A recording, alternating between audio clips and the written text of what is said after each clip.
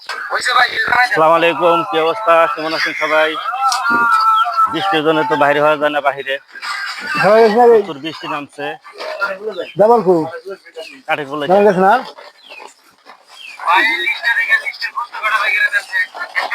ভাই